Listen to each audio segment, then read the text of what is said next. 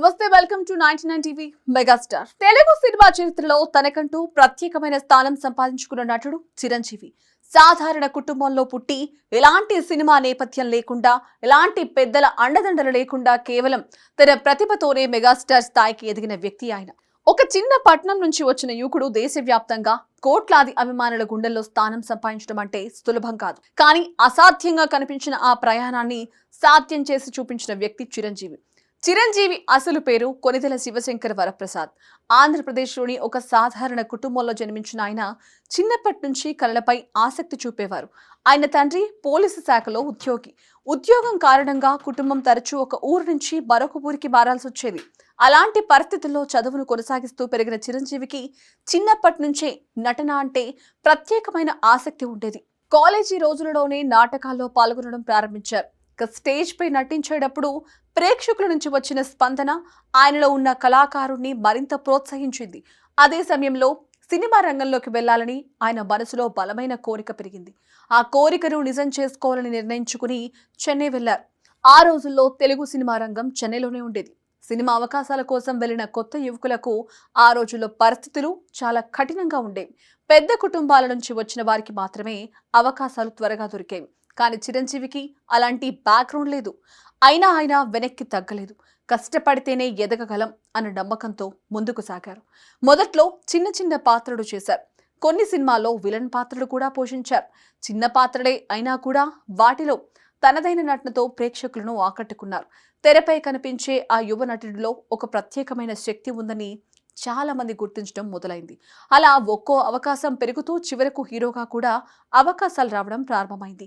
హీరోగా నటించిన తర్వాత చిరంజీవి తన ప్రత్యేకమైన స్టైల్లో ప్రేక్షకులను ఆశ్చర్యపరిచారు. ముఖ్యంగా ఆయన డాన్స్, బాడీ లాంగ్వేజ్, ఫైట్స్ ప్రేక్షకులకు కొత్త అనుభూతినిచ్చాయి. అప్పటి వరకు తెలుగు సినిమాలో హీరోల డాన్స్ ఒకే విధంగా ఉండేది. కానీ చిరంజీవి తెరపై కనిపించిన తర్వాత పరిస్థితి పూర్తిగా మారిపోయింది. 80వ దశకంలో తెలుగు సినిమా ఇండస్ట్రీలో చిరంజీవి పేరు ఒక సంచలనంగా మారింది.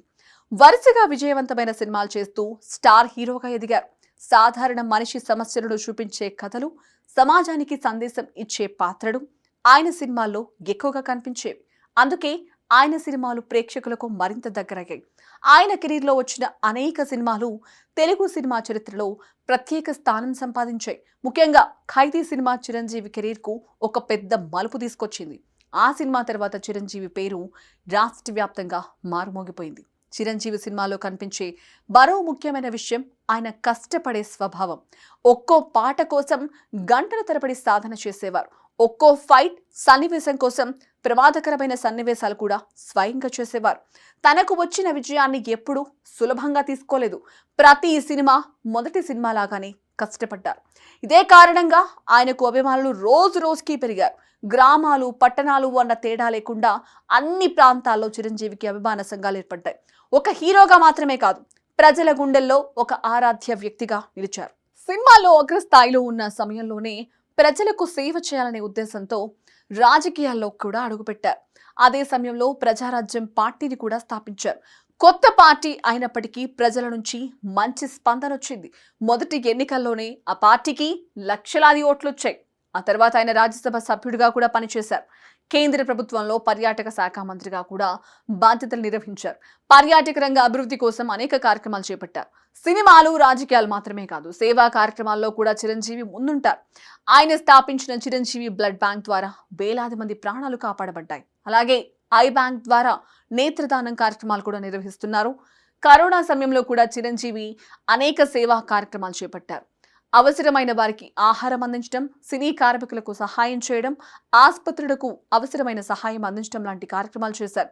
ఇలా ఒక సాధారణ కుటుంబంలో పుట్టిన యువకుడు తన ప్రతిభతో, కష్టంతో, పట్టుదలతో మెగాస్టార్ స్థాయికి చేరడం నిజంగా అరుదైన విషయం. అందుకే చాలా మంది యువకులు చిరంజీవిని ఆదర్శంగా తీసుకుంటారు.